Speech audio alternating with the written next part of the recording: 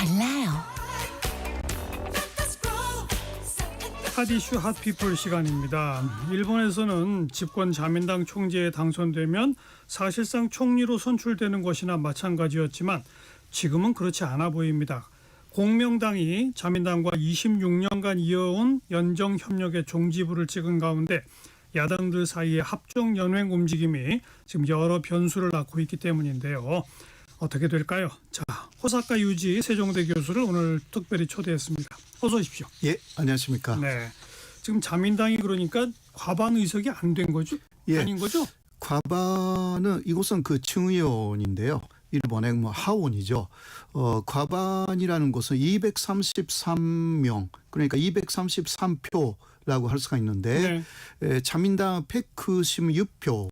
밖에 없습니다. 많이 부족하네요. 예, 공명당이 24표 있었기 때문에 합해서 그래도 220표 과반이 안 됐습니다. 안 됐었죠. 예, 거기서도 공명당이 이탈을 했기 때문에 이제 자민당 쪽에서는 비상에 걸렸습니다. 네. 현재까지 그래서 야당 쪽에서 특히 야당 그 3당 합의를 하려고 노력을 많이 했죠. 우선 그러면 그 중의원의 정당별 의석 분포부터 한번 쭉 정리를 하고 가죠. 예. 자민당이 1당인데 196석. 네. 그다음에 입헌민주당이 제2당으로서 148표. 입헌민주당 148. 예. 그다음에 일본 유신회가 35표. 35. 예. 그다음에 그 국민민주당 이 27표. 국민민주 27. 예. 그다음에 아까 말씀드린 공명당이 24표. 그게 큰 곳들이고요. 나머지는 10표 이하 이고 그래서 그 나머지는 그래도 뭐 35표 정도 있기는 하지만 이게 친보 포스로 나눠져 있어가지고 그리고 그 사람들은 그냥 그 자신들만의 길을 가겠다 그런 사람들도 많기 때문에 사실상 그 지금 말씀드린 존단들의 의석수를 생각하면 대충 나옵니다. 그렇군요. 네. 그런데 그동안에 공명당은 자민당하고 26년 동안이나 계속 같이 연정을 했었잖아요. 예. 근데 이번에 공명당이 우리는 이제 안 한다라고 하게 된 결정적 이유가 뭡니까? 아무래도 그 다카이치가 자민당 총재가 됐고 그 폐후에는 아소타로 전 부총리죠. 총리도 했고 아소타로 씨가 있기 때문에 아소타로하고 공명당의 사이가 아주 안 좋습니다. 예, 그런 것도 있고 또 공명당은 기본적으로 친준파입니다. 중국하고 굉장히 좋은 관계를 갖고 있습니다. 네, 그러나 다카이치는 대놓고 중국하고 싸우려고 여러 곳에서 비판적인 이야기를 중국에 대해서 말해왔기 때문에 공명당으로서는 굉장히 곤혹스러운 것입니다. 그래서 일단 그 이탈을 하고 자민당 쪽에서 태도를 조금 고친다면 다시 들어올 수도 있다. 이런 뉘앙스였는데 오히려 폐후에 있는 아소타로가 공명당을 싫어하기 때문에 이참에 그냥 잘라버리자. 이런 식으로 움직인 것입니다. 자민당도 아예 그냥 공명당을 떼버리자. 예, 자민당 중에 극우쪽이죠. 강경우파 쪽에서는 공명당을 이제 떼고 또 가까운 그 야당이 있습니다. 그게 일본 유신회죠. 사실. 예. 일본 유신회하고 현재 자민당이 혹시 연정한다면 231표가 돼가지고 35석이니까 일본 유신당이 공명당보다 많아요. 많습니다. 그래서 결국은 나머지 2표만 얻으면 과반수를 넘습니다. 그렇죠.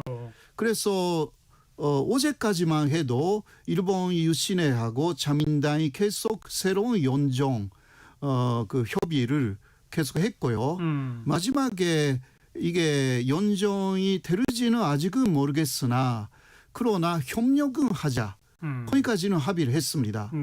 네, 그 경우는 21일에 그러니까 바로 다음 주 화요일입니다. 촌리 지면 선거가 결정됐습니다. 예, 예. 그때 하겠다. 예. 바로 뭐 3일 정도 후인데요. 그때 그 일본 유신회로서는 그 다카이치 사나의 이름을 촌리 후보로서 그렇게 해서 서서 있다. 투표하겠다. 예, 그 정도까지 일단 합의가 이루어진 상태입니다. 그럼 거의 연정에 합의한 거네요. 예, 예. 그래서 오늘 아침에 더 뉴스가 나왔는데요. 지금까지 그래서 입헌민주당 그리고 유신회 그리고 국민민주당 이거 합하면 210표입니다. 네네. 그 야당 3당의 협의도 쭉 하고 있었어요. 네. 사실상. 예. 그러나 그 일본 유신회 쪽에서 자민당하고 쭉 협의가 됐기 때문에 이제 야당 3당 협의는 끝내겠다. 이런 통보를 해버렸어요. 그럼 거의 끝난 거네요. 거의 끝난 것으로. 그러나 연정이 되르지 그냥 협력으로 협력이 가르지 할지는. 그 정도의 네. 차이. 알겠습니다. 예, 현재는 그런 상황입니다. 근데 그 입헌민주당, 그다음 국민민주당, 일본 유신회가 그 서로 이념적 거리가 있을 거 아니에요? 예, 맞습니다. 그거하고 자민당하고의 거리하고는 그럼 어디가 더 가까운 거예요? 그럼? 그래서 역시 가장 가까운 곳은 그 일본 유신회하고 자민당이 거의 특히 다카이치의 사상하고 가깝습니다. 그 일본 유신회도 굉장히 극우입니다. 극우적인 보수 성향이군요. 네네. 보수 야당이었던 거 뿐입니다. 예. 그래서 이번에 그 자민당하고 협의를 하면서도 서로 맞는 게 많다. 네. 그런 그 생각을 서로 그 인식을 하고요. 네. 오히려 입헌민주당하고는 맞지 않는 부분들이 많은 것입니다. 입헌민주나 국민민주는 상대적으로 진보적인 쪽이고. 네네네. 물론 그 국민민주는 그래도 중도 보수적인 부분이 있으니까 이게 자민당하고 연정할 수 없는 것은 아니었습니다. 네, 그러나 그것보다는 훨씬 일본 유신회가 자민당하고 가깝다라는 이야기입니다. 공명당하고 일본 유신회하고는 비교해 보면 어디가 더 보수적이에요?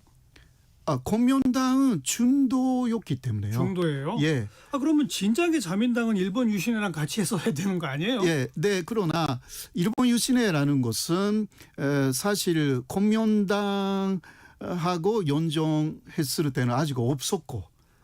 신생정당이군요. 예. 아주 신생은 아니지만 공명당하고는 1999년부터 그러니까 26년 26년간 그러나 일본 유신회는 최근 10년 정도로 알겠어요. 힘을 좀 급부상했군요. 예, 그런 정당이기 때문에 그리고 공명당을 그 자민당이 쭉 지목한 것은 그 표를 계산할 수 있다라는 부분이죠.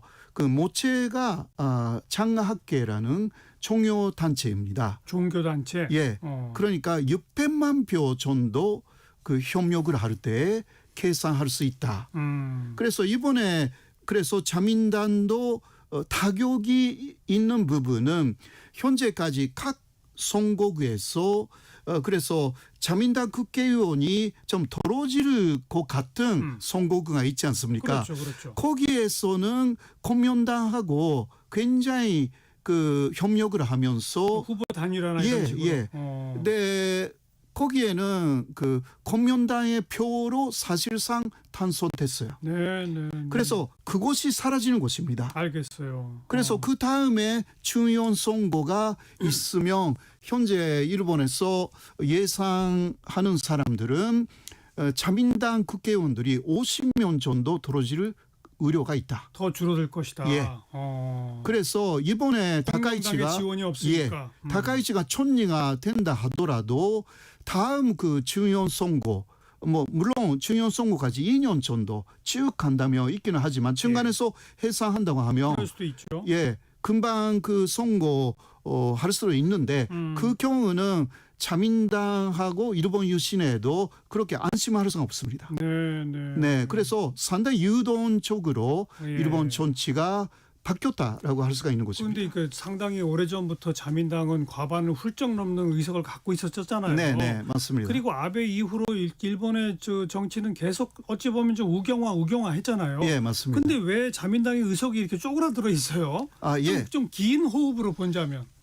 그 아무래도 그 공명당하고의 연정 이곳으로 공명당이 브레이크를 많이 걸었어요.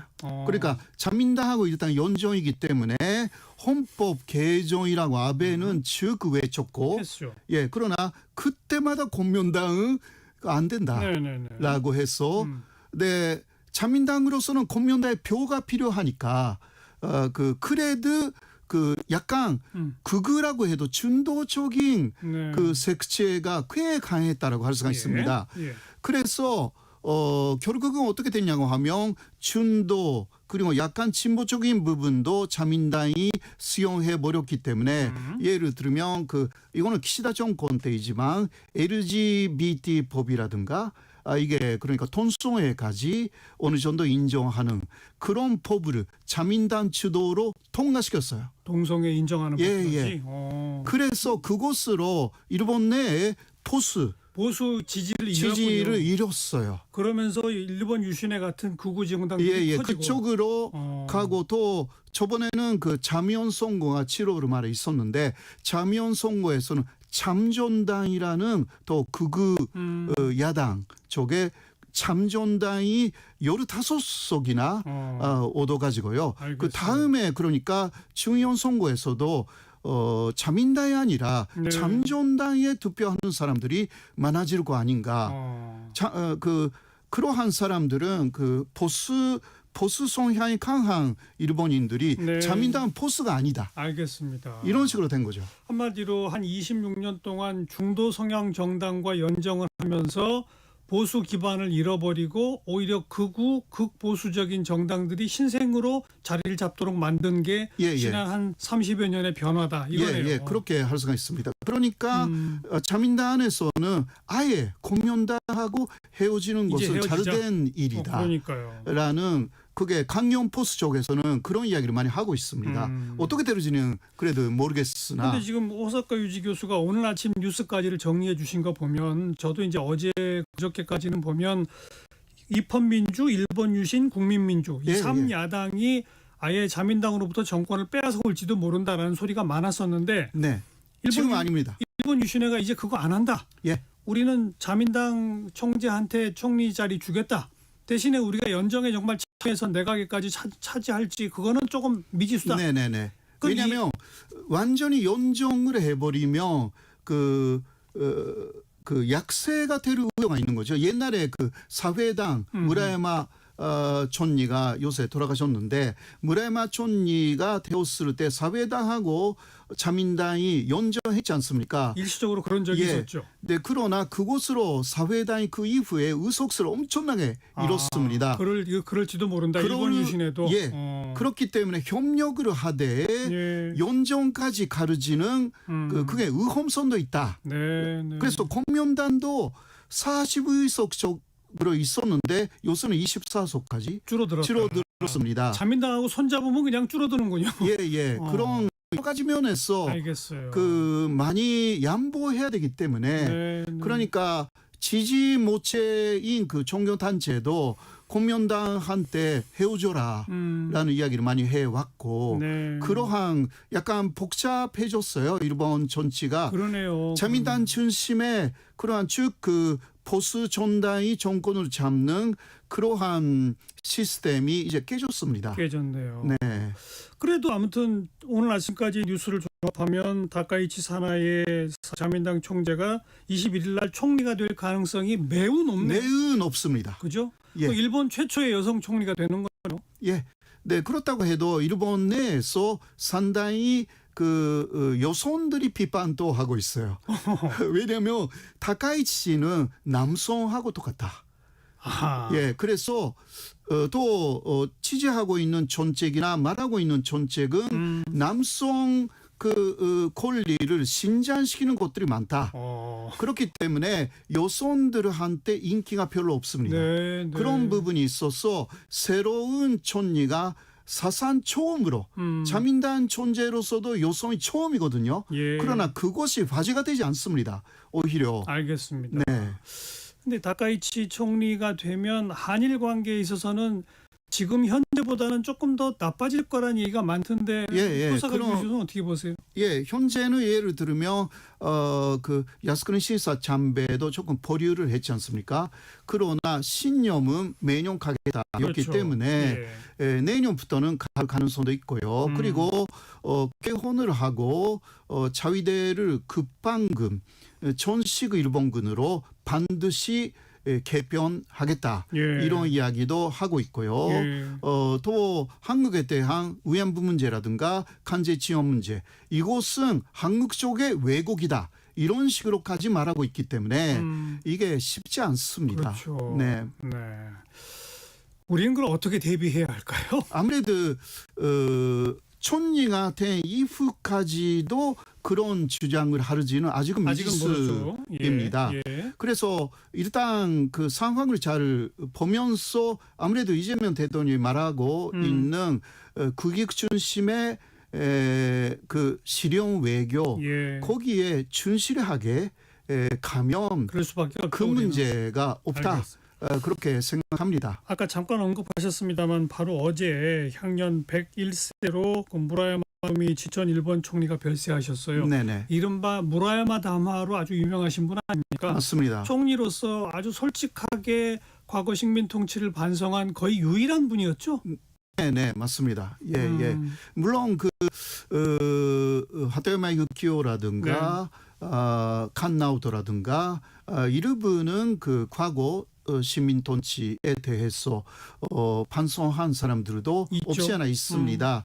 그러나 무라야마 담화가 대단히 그 임팩트가 강했죠. 네. 그런데 무라야마 담화에 대한 굉장히 비판적이었던 사람이 다카이치 그렇죠. 사나에입니다.